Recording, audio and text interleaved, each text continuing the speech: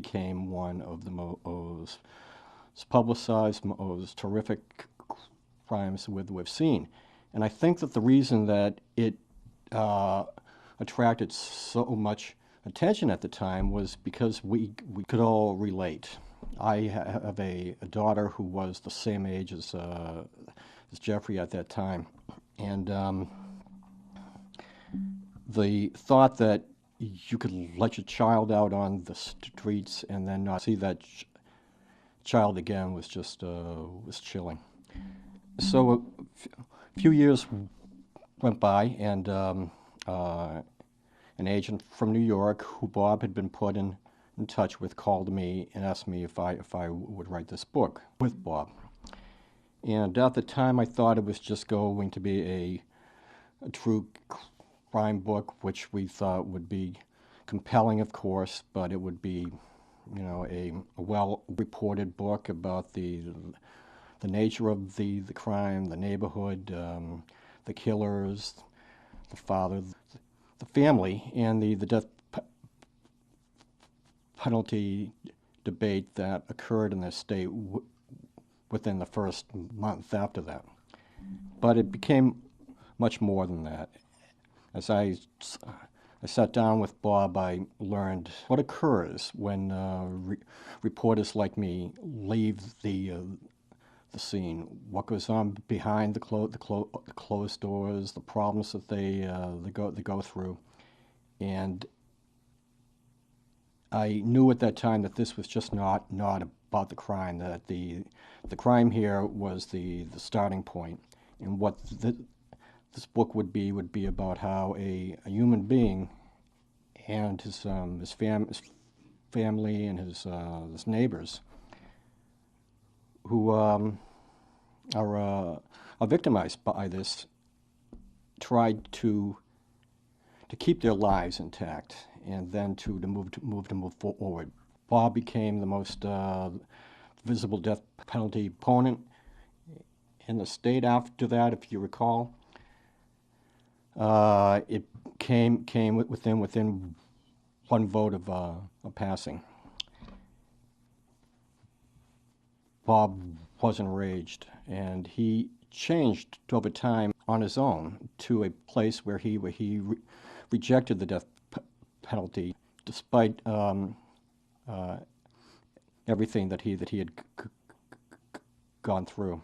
And what I would like to do is to let Bob tell you a bit more about that journey. But I must say too that in the 30 years that I've been in the business, Bob's story and the story of his family is the most compelling one that I've ever seen.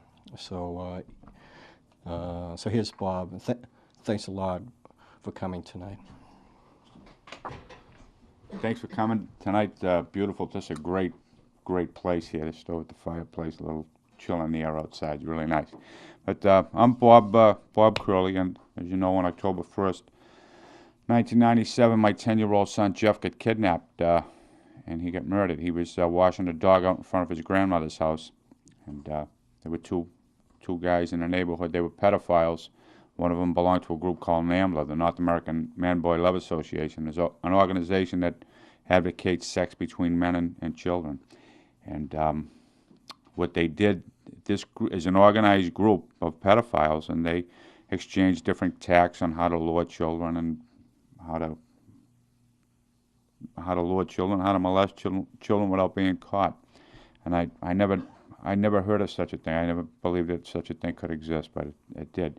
What they did with Jeffrey, one of the guys that murdered him, they stole his bicycle a few weeks before, and they promised him a bicycle, and that's in the circles that they were in, that was known as grooming a child, and that's part of the attack that many of them used, and used more than one time.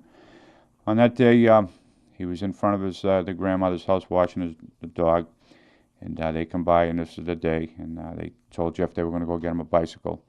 And he ran in the house, and he told his grandmother, he said, "Nan, I got to go get something with my friend. I'll be back." And he got in the car with them, and they told him they would get him a bicycle if he had sex with them, and he refused.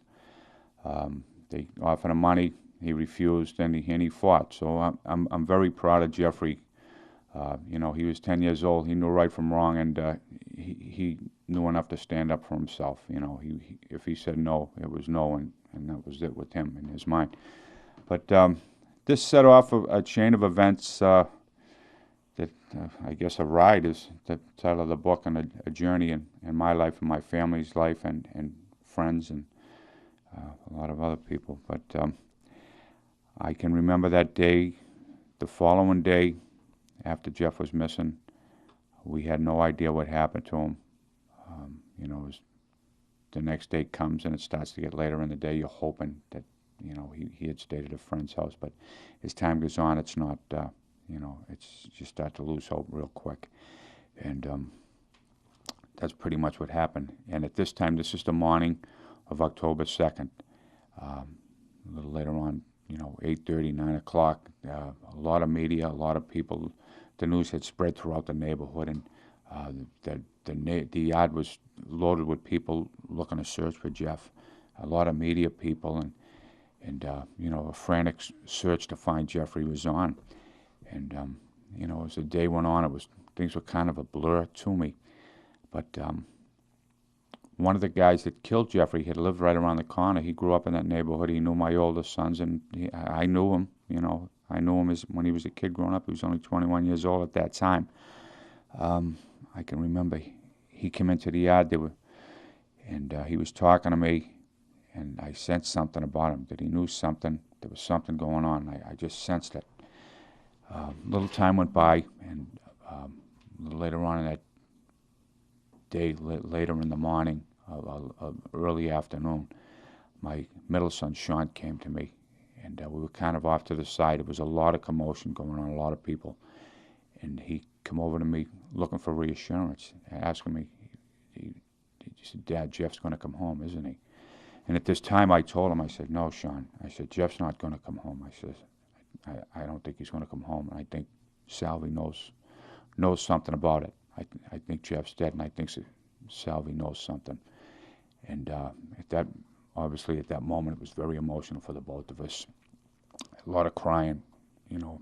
But I told Sean, I said, "Listen, we really need to pull ourselves together, and we got to find out what the heck is going on here. So just, you know, get your act together, pull yourself together, and just stay focused. We got to bring Jeff home." And we did. We went on, and he talked to his older brother, Bobby. And a little while after that, my older son, Bobby, pulled up in the yard with a few of his friends in the car, and Sal was still in the yard, and they grabbed him. Now, they knew there was a connection between the two of them, between Charles James, the real bad, evil person in this whole story, and MacQuarrie. But the Cambridge police, in the meantime, were interviewing Salvi, and trying to get a hold of Charles James. And he was giving them stories, and, you know, he was pretending to be cooperative, but he was lying to them. And my oldest son, Bobby, and some of his friends, they grabbed Salvi in the car, and they told him, they said, "Look, you're going to take us to Charles James, or you're going to get hurt." And he did. They went out to Newton, and they confronted Charles James where he was working at his father's automobile dealership out in Newton Center. And when they did, my son Bobby went in and he confronted him, and a little scene occurred, and somebody dialed 911. Newton police showed up on the scene. When they did, trying to sort out what was going on, they found out that Charles James had 75 warrants for his arrest. I still, to this day, I still can't believe that he was walking the streets with 75 warrants for his arrest. So he was placed under arrest for the warrants. And in the search of his automobile, they found a receipt for a bag of lime and a bag of cement and a Rubbermaid container from the Home Depot. They checked the surveillance cameras at the Home Depot, and with the time on it, and this placed both Sal MacQuarrie and Charles James in a place where MacQuarrie told him that a different story. He was elsewhere. And at this point, Sal MacQuarrie, when he was confronted with this evidence that from the surveillance video, he confessed to the murder of Jeffrey. And as bad as it is, I do count my blessings every day, and that we were able to bring Jeffrey home. and that we got the people responsible for it off the street. I honestly believe that this was Jeff's destiny. This is why Jeff was put here, is to prevent this, because Charles James is a real evil person, obviously, and I had spoken to people, FBI profilers and that type of thing, and this would not have been the first time that Charles James had done this to a child. So God knows how long that this could have been on. He was basically a serial killer in the making. I mean, you're looking at the magnitude of a John Wayne Gacy or a Jeffrey Dahmer type thing with some of the things that he did at the crime scene and different patterns and that thing. So I'm very fortunate that we were able to, again, I mean, there are a lot of families that lose a child. They never know what happens to the kids. You never get the people responsible for it. So everything being relative, we were very, very lucky, and I count my blessings every day that we were able to do that and unmask this horrible stuff that goes on. And hopefully it can be a positive thing, for people to really take a look at this and understand what these pedophiles do, how they operate. But anyways, I don't want to get too going too much on the story. I know we're going to have some reading, but shortly in the following days after that, I can remember speaking to her after we found Jeff and we brought him home, and I remember speaking into a bank of cameras out in front of the house, and I mentioned something about the death penalty, and from then on, the death penalty debate was off and running. I mean, it was on picked up by the governor, Paul Cellucci at the time, and talk radio, and the citizens of Massachusetts were screaming to reinstate capital punishment in the state of Massachusetts. And I was pretty much leading the charge to do that. I mean, at that point, I had never given the death penalty much thought one way or the other. You hear a terrible crime as to what happened with Jeffrey, and you say, yeah, there should be a death penalty. And then you hear a case of a Bobby Joe Leister or a Joe Savati, guys that had spent a lot of time in jail for crimes that they didn't commit. And and you thank God that there's not a death penalty. But at that particular time, I don't know how I could feel. I don't know how anybody could feel other than the way I did. That you wanted these guys executed for what they did. But time moves along, and after a while, I got a chance to take a step back and really take a look at the death penalty, and realize that the judicial system is a wonderful system, probably the best in the world, but it's not perfect. You go into court, if you can afford a good lawyer, a really, really good defense lawyer, your chances are better than some poor guy that gets, no offense to any state-appointed attorneys, but you got a better chance if you can afford a good lawyer. And that was one of the things. And another thing that probably the most profound thing for me, why I changed my position on the death penalty, was a story that I read about a fellow from down the Cape by the name of Manny Babbitt. Manny Babbitt was a very traumatized individual. In the Marine Corps, he was in the Battle of Quai Son, and he came back and he had severe post-traumatic stress syndrome. He was here, and his family tried to help him. His family loved him and tried to take care of him as best that they could. His mother sent him to live with his brother Bill out in California. Well, while he was in California, he had a breakdown and he murdered 2 women. The authorities had no idea who this was, but his brother Bill had an idea that his brother might be dangerous or might be capable of hurting somebody, so he turned him into the authorities, turned him into the state of California, who went ahead and they executed Manny Babbitt, the state. Manny Babbitt was a poor black man, uneducated, no means. Manny Babbitt was executed by the state of California. I also met another fellow by the name of David Kaczynski, the brother of Ted Kaczynski, the Unabomber. His brother David turned his brother Ted in. The authorities had no idea who Ted Kaczynski was until his brother turned him in. His brother and his sister-in-law, they read some of the readings that he was writing in different letters and that type of thing, and they turned him into the authorities. Here's a well-educated guy, Ted Kaczynski, Harvard-educated, white, and he was spared. His life was spared. He's serving life without parole. So that was really the defining moment for me, is why I wanted to change my position on the death penalty. But for the longest time, I didn't want to admit it publicly, given everything that had taken place up until then. So I kept it inside for a long time, long time. And, I'd run into people in the street, people that I work with and come in contact with, and the first thing they would want to talk to me about was the death penalty. And, it'd be like, yeah, that son of a gun, Tom Fenneman, who was the Speaker of the House, who stopped the reinstituting of the death penalty, and, Slattery, the guy who changed his vote, and all kinds of other stuff. And I would just yell them, see you later. And finally, after a while, I really started to feel like a coward for not coming, saying how I really felt, And there was a woman, a reporter over at New England Cable News. She'd call me up. I think she had an idea I might have had changed my position on the death penalty. And she'd call me every few months and ask if I wanted to talk about it. And she'd always leave her number. I'd never called her back. I never really talked to her. I'd just hear her message on the phone. And just this one day, I said, I really just want to get this off my chest and state it and get it over with.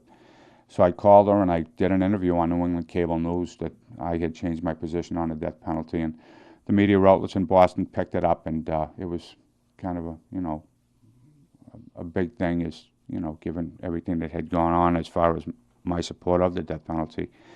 And little did I know, that weekend at Boston College there was an anti-death penalty conference with people from all throughout the country. A fellow that I knew by the name of Bud Welch, who lost his daughter Julie in the Oklahoma City bombing. And lo and behold, two people that had a big impact on me changing my death penalty, and that being David Kaczynski and Bill Babbitt, were at that conference. And they asked me if I would come there on that Saturday morning and speak, and I did.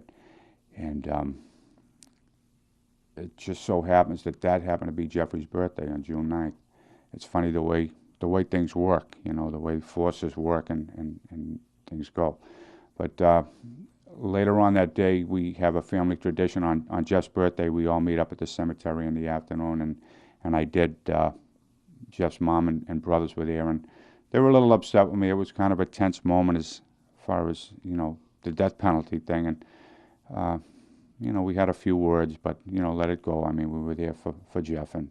But everything is, all smoothed over. And, we don't talk about the death penalty. There are no hard feelings about anybody in my family, the way they feel about it or the way I feel about it. It's never an issue with us. So we just let it go like that. But through that conference, I was able to meet a fellow, most of you will remember, a guy by the name of Mike Farrell from MASH. He was B.J. Honeycutt on the television show MASH.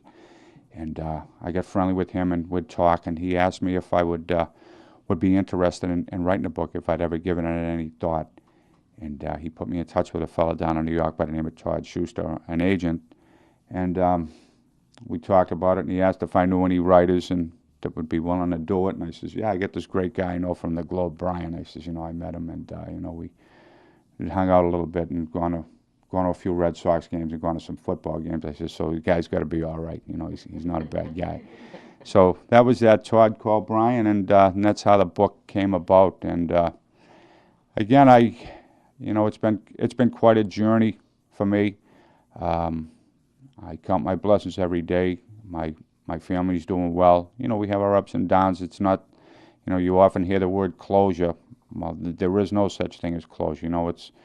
It's something that's always there. It's always part of your life, and it's always going to be part of your life. But you manage it, you move on, and you enjoy, you enjoy your life as best you can. You don't want to, go through life, letting things destroy you. The best advice that I ever got, I don't even know where I heard it, who said it or anything, but, it's bad enough that Charles James had killed Jeffrey. Don't let them kill you. Don't let them kill your family and ruin the best of you. And so you try to live your life in a dignified manner and keep the memory of Jeffrey alive by doing that. So thanks for coming out. It's a great shop here, great little store, and I'm glad to be here. So now we're going to have a little reading from the book, and if anybody would like to ask any questions after the reading, Brian and I will be more than happy to answer them. Thanks.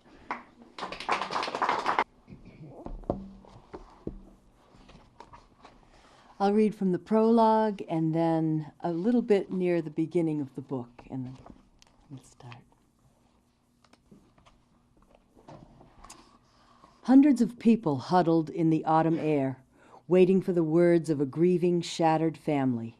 Parents held their children, mouthed a prayer, or simply hugged their numbed neighbors in a communal search for solace. Bob Curley, a fire department mechanic, approached a bank of microphones and looked into the stunned and disbelieving faces of East Cambridge, a community shaken to its core by his son's horrific death. The unthinkable had happened here. Bob had never spoken to a large group before, but today, with compelling natural eloquence, he issued a chilling warning coupled with a loud call for action. "My Jeffrey's not going to feel any pain anymore," Bob said, his voice clear, angry, and commanding. "But my Jeffrey died with the heart of a lion. I know that. And that's why God put this on us, because we're going to take it, and we're going to go forward, and all you people remember this." Bob's neighbors nodded, many of their faces lined with tears. Children who could not understand this agitated man but were frightened by his rage tugged their mothers a little closer. "Remember Jeffrey," Bob said. "Remember the pain you feel now. Remember how scared you are now. We'll all stand tall as a community and we'll work to change the laws. We'll work to keep maggots like this away from our children." The time had come to bring the death penalty back to Massachusetts, Bob ranted, in an opening salvo of a bitter, personal crusade that would radically transform his life. "God love you all," Bob concluded, his voice cracking with emotion. "Thank you so much. It's been so hard."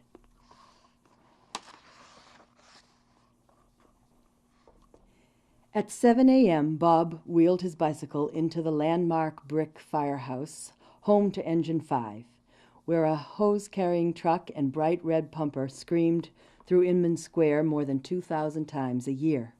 The men of Engine 5 called the company the Nickel, and like firefighters everywhere, their camaraderie was a palpable living thing that bound them with an intimate communal history, where shared worries and hopes, successes and failures were often felt more intensely than within our own families.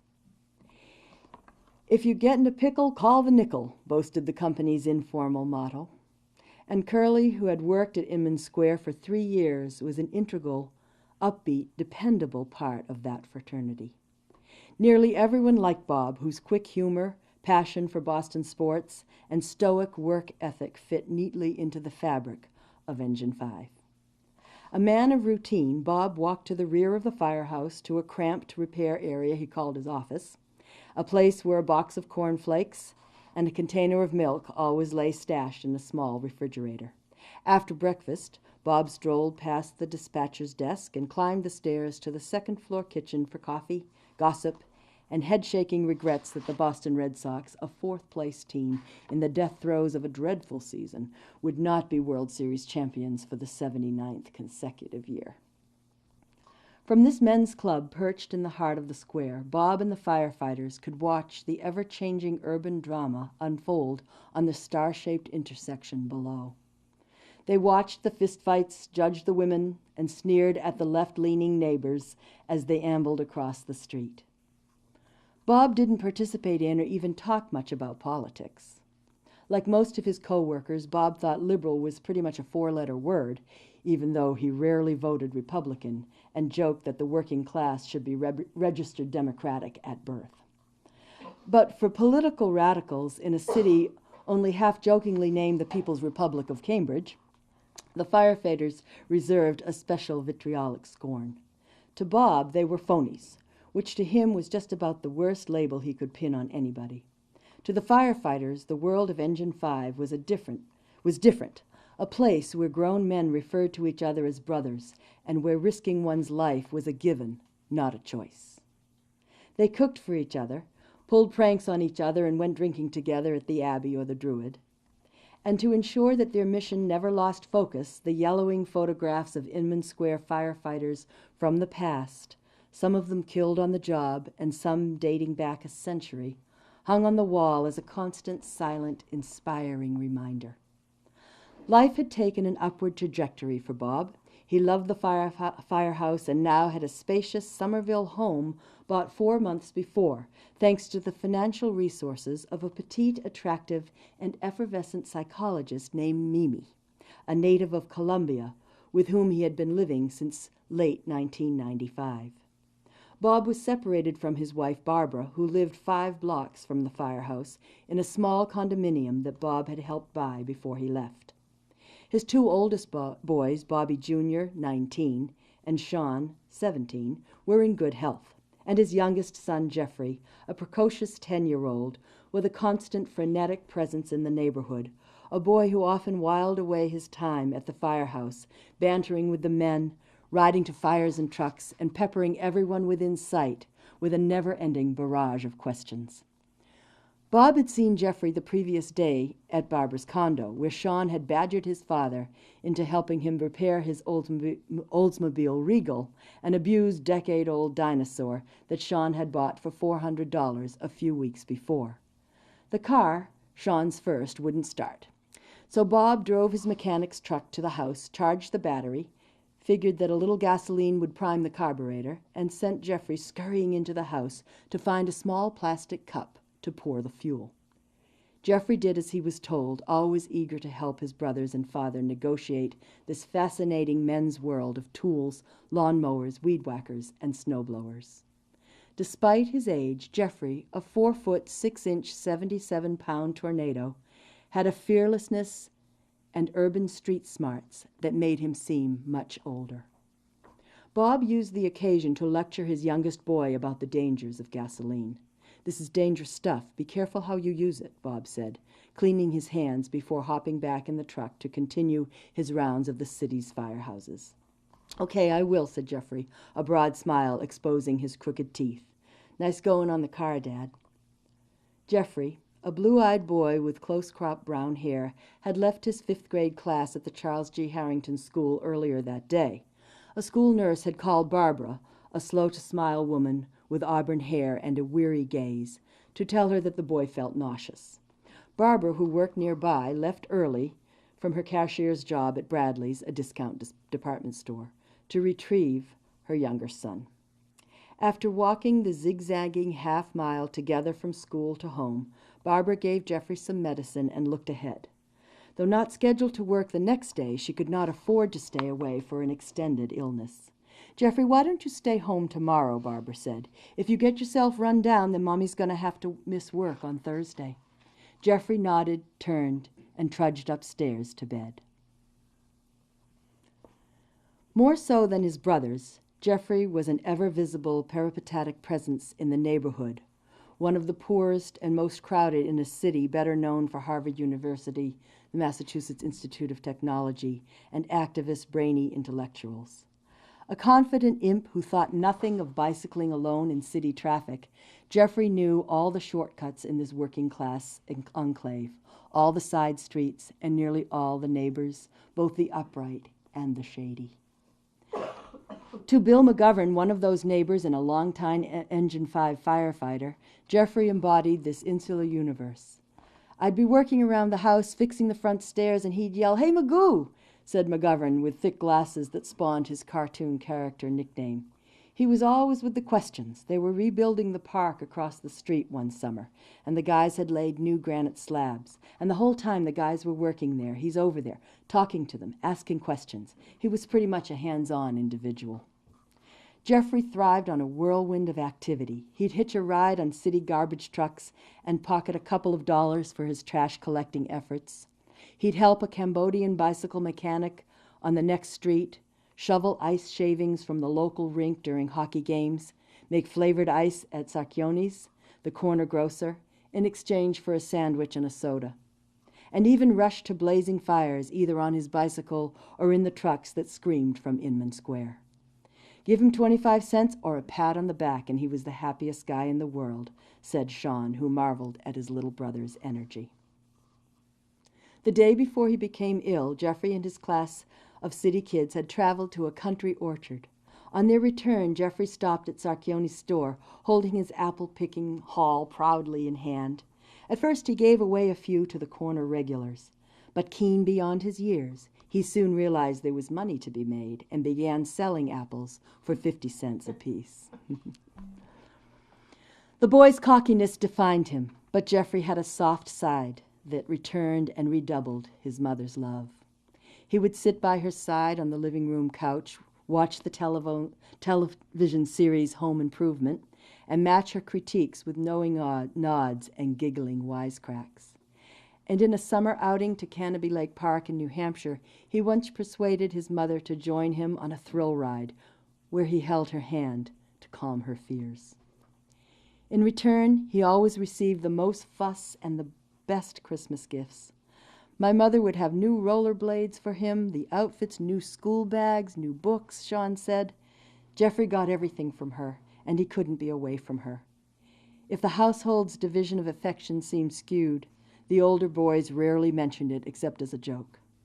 They recognized the strain on their mother, who saw in Jeffrey her little Pooh, something innocent and vulnerable in a life of hard, unanticipated edges. Jeffrey also enjoyed the company of Barbara's mother, Muriel Francis, who lived a block away and was a near daily source of after-school soft drinks and companionship. For Barbara, her mother was another layer of supervision for the 10-year-old son of a working woman. The older boys helped fill the role too, and Barbara would call them frequently to check on Jeffrey. But being teenagers, the boys were not natural babysitters. It would be like, "Ma, will you stop? He's in the neighborhood. Don't worry about it," Barbara recalled. And I would say, that's my job, to worry about it. Bob was also a familiar presence in the neighborhood, driving past the condo on congested Hampshire Street nearly every day to check on the boys and catch up on their activities. In this close-knit world, Bob's biggest worry was that Jeffrey would be hit by a car.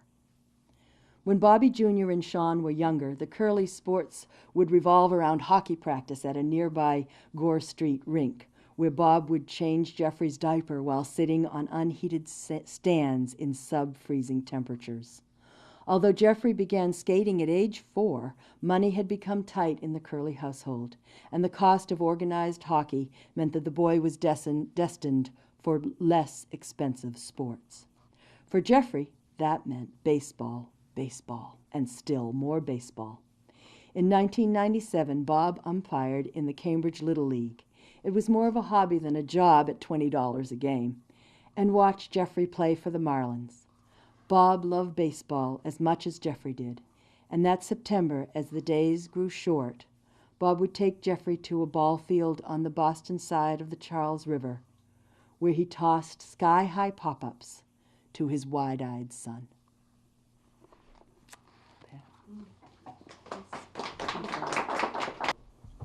Anybody have any questions? Do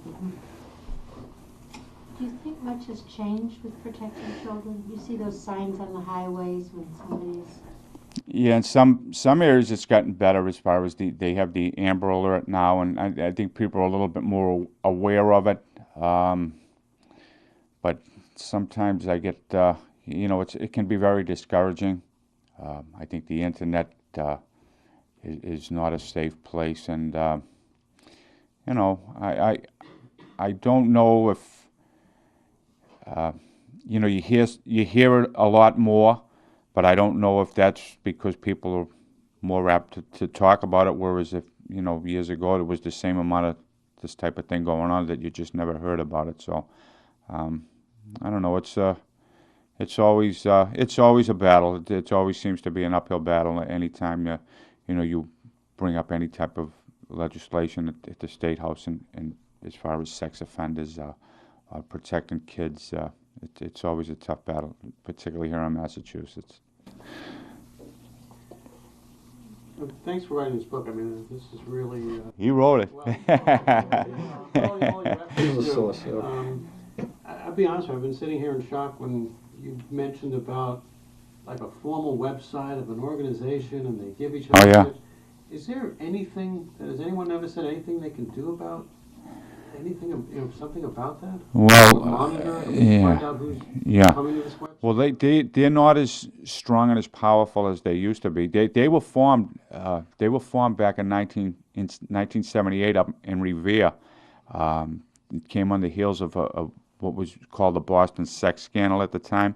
There was a house of prostitution in Revere that all young boys were there, and men used to go there and they used to have sex with the young kids.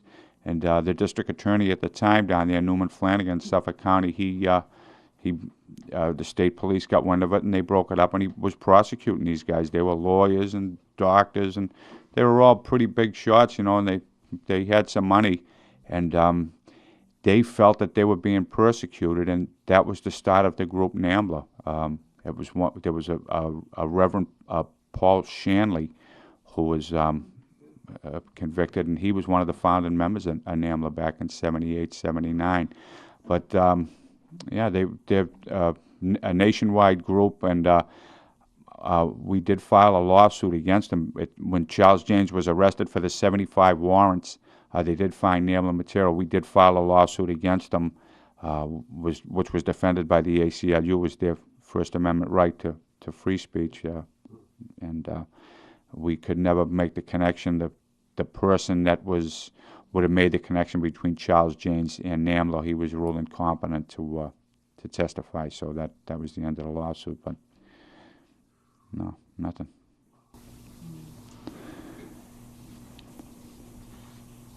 How's somebody wandering around with 75 warrants? I think what happened, he had a number of aliases, and he had an apartment rented under an alias up in Manchester, New Hampshire, and his mother was taking care of him up there. His mother was going up doing his laundry, so she knew about it. He was working for his father at his father's automobile dealership under the table, so he obviously knew about it, and I don't know, there's a lot of, somebody dropped the ball on that one. There was some enablement in there too, because the police did show up at the home several times, and his mother would say that she didn't know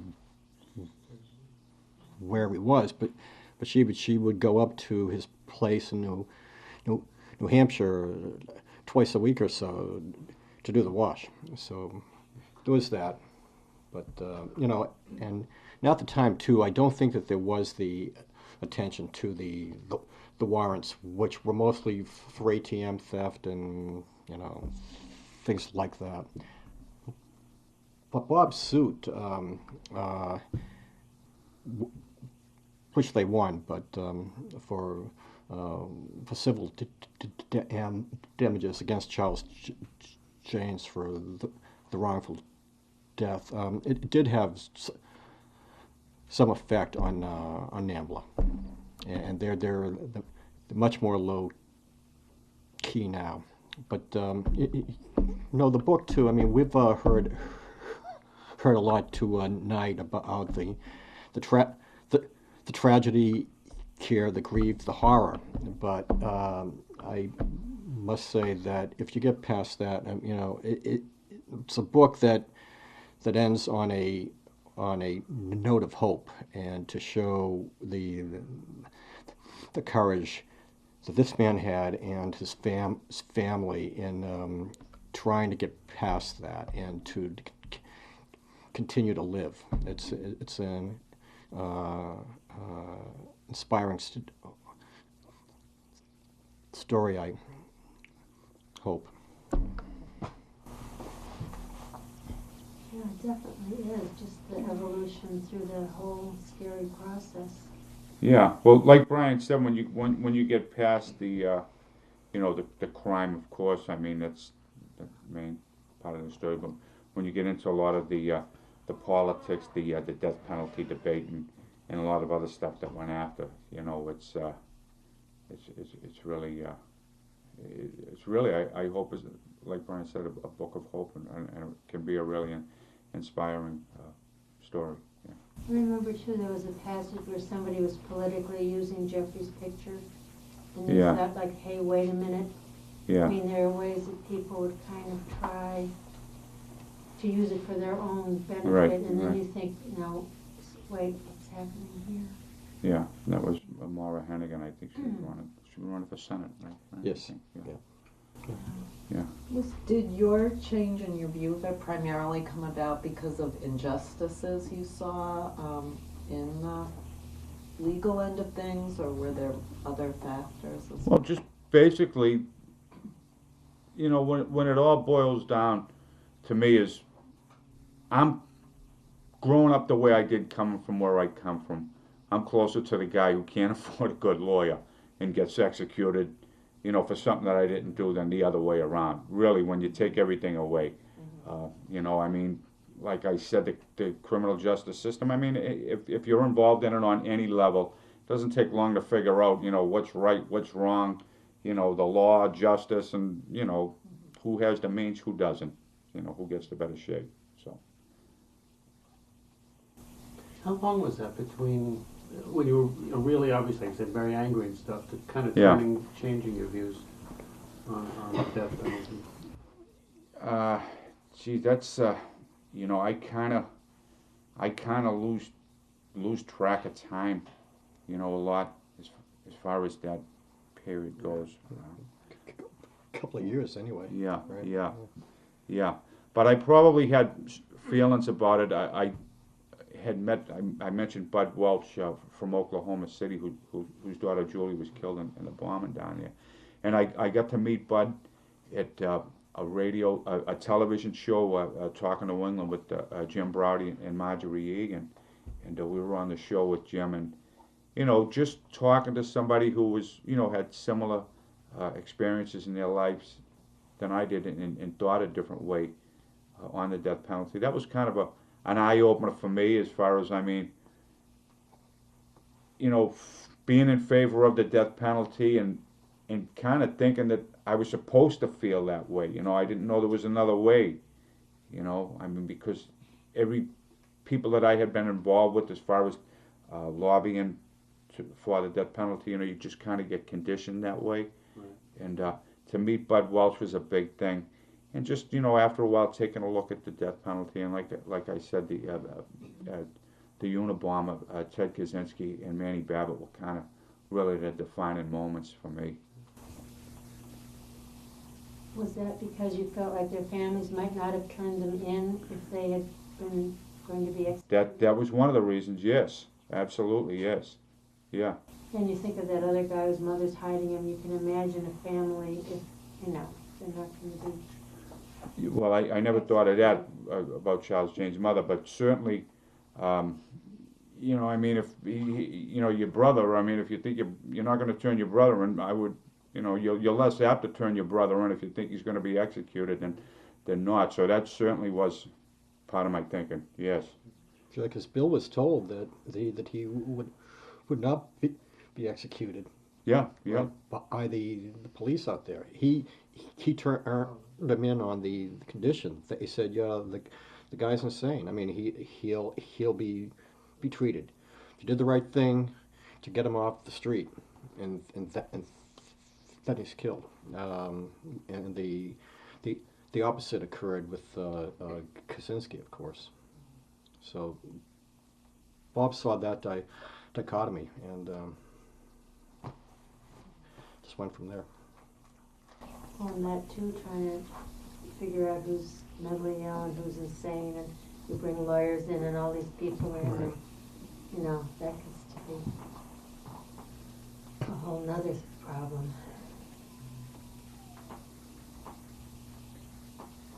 What struck me so much was that you were in this situation of just unimaginable grief, and it had to play out in such a public way with cameras and microphones, and you're a man of incredible courage. I don't know how. The tragedy itself was bad enough, but then to lose your privacy and your right to grieve, and I just don't know how you did it. But you've turned it into such an inspiration. Yeah. So, Well, a lot of times, I really kind of, pretty much, from the start, I really didn't, wasn't too keen on being involved in the death penalty debate and that type of thing. But I wanted it initially, to be reinstated. But the death penalty debate always gave me a platform to speak about other things as far as child safety and that type of thing goes. So that was, that was good. I mean, that's the way it was. I like I said, I knew Jeff died for a reason, and if I could go out there and have a voice and try to make a difference and make something positive come from what happened to Jeff, that was the way to go. He's proud of you. Thanks. Have they done anything with the laws to kind of make it tougher for, people who perpetrate these crimes? I mean, since his death, have they, I would think just what they can do to keep these people off the streets or just make it. Well, that's a good one. I mean, things that they've tried to toughen up the sex offender registry, but as Bob, you may have read in the past year or so, the brother of one of the killers was let loose on the streets again with a bracelet, right? Yeah. Yeah. So there are still some loopholes in there. Do you think the more needs to be done? Absolutely, yeah. Yeah. I mean, the sex offender registry board is just terrible. They're always complaining they can't get it right, they can't get the right people, they don't have the funding and everything else. I mean, you get a parking ticket and they keep track of you. Yeah. The IRS runs pretty good, Yeah. and the sex offender registry board, so it's a tough battle. The defense lawyers lobby is in there, and it seems like not a whole lot of legislation comes out of Beacon Hill that doesn't involve money in some level, but it's a real tough battle, it really is. Hi, thank you everybody for having this evening. I always, at work, I get the notifications of what is going on at Andover Bookstore. And I work 10 to 7, so I often can't come. And when I saw this, I remembered the case really well. I can, it's long ago, but it really hit me at the time. So I asked my boss, I said, do you mind if I go to this evening? Because I don't know if you remember this case. And as soon as he heard about it, the rage that came over his face, he is the kindest man. He said, oh, Karen, I would have, and I told him, I said, the reason I really want to go is because the way you advertised this evening was, the father's journey from rage to redemption. And I'm thinking, my gosh, if anybody has the right to want the death penalty, it's somebody who has suffered the loss of a child in this way. And what I had to come to find out what changed that, and it never, I feel bad saying this, it never even occurred to me that like the injustices, like the financial aspect of it and the political aspect of it would have even, that never occurred to me. For whatever reason, it didn't. So Yeah. It really does make you think a lot differently. So it's really an eye-opener. And then the book, from what I heard, is so well written. It's just, I want to thank everybody because I'm so glad I was able to come here tonight. Great. Thank you. It is, it's beautifully written, it's very eloquent. Yes, Thank you. really nice. Yeah, well, that's it certainly make you think. And as a matter of fact, I used to hear the argument all the time. People would talk about the money aspect of the death penalty, and I used to find it to be so insulting when people would say that. And it never really, I would just block that out when people would say that. And we were at a reading, a conference a few weeks ago with Robert Cordy, and he's one of the SJC members in Massachusetts, and he was he was a pro-death penalty guy for Bill Weld, back in the day. And he told us right out, he says, the death penalty, it just cripples the court system, where it just ties up so much funds, and it's just draining on the system. And coming from him, it really clicked with me as far as that, aspect of the death penalty argument, pro or con. So I guess you'll learn something as you go. You learn a little every time out, right, huh, as you go along. You do. Yeah. Well, and then the other argument is as a deterrent. But a lot of these people are so crazy, I don't know that it works as a deterrent. Yeah. You know, you hear that, that's the other thing that they're always Yeah. saying, that it would maybe deter some of these people if they thought that they'd be killed for it.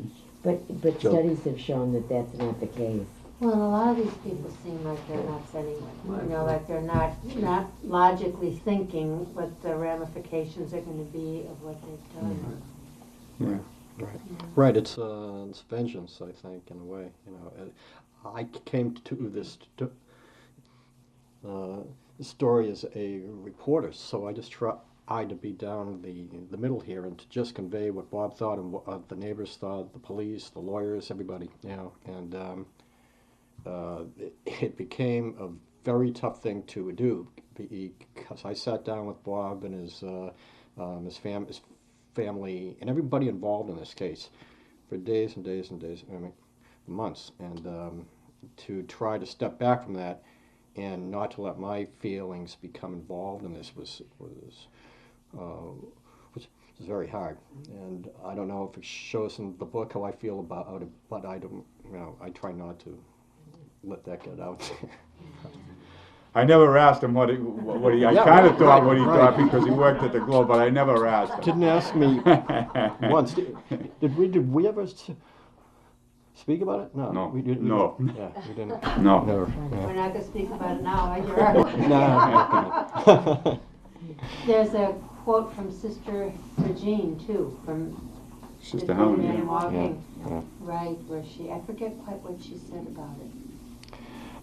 But well, she liked the book. She met Bob in the State House in one of those last weeks before the vote when things were nuts up there, and she came up to Bob and she told Bob how sorry she was about his son, and Bob lit it to her like she was you know, some bum down in Inman Square, right? Yeah, I had a few choice words for her. But they became close friends, and he's a big fan of Bob's now. So she's a forgiving, loving soul, thank God. She is. Right. Brian, was this the first book you'd written? Yes. Yeah. It was hard to do in a way because it was so intense, and at the Globe you get a chance to step back from things. You know, you're on it for a day or two, and you leave them behind. You know, and you're on to the next thing. But I took 16 months off to write this, and it was, you know, day after day after day after day, and that became tough. But I just say, you know, it's going to be one long story, and I knew what I wanted to do each day, and just it was a building block, you know. So it was an experience. For both of you, what an experience.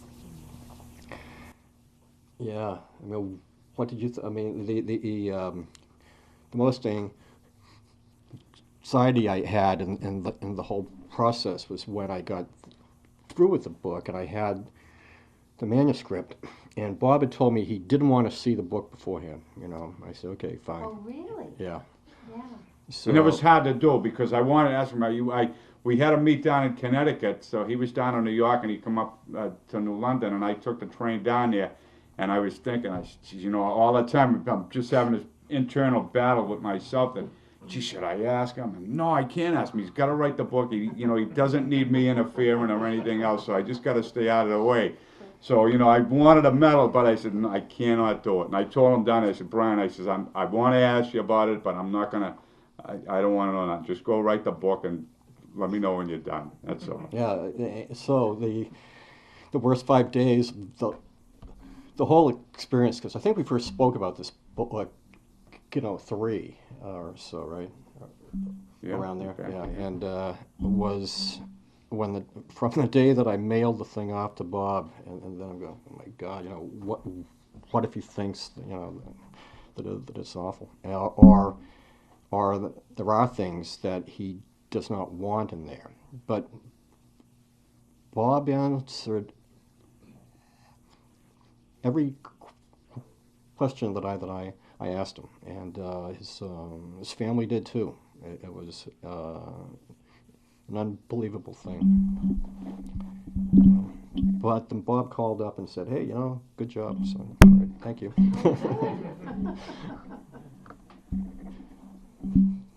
questions? It's an honor to have you both here. Great to Oh, be here. yes. Thank you for having us. Thank you. Yeah, thank you.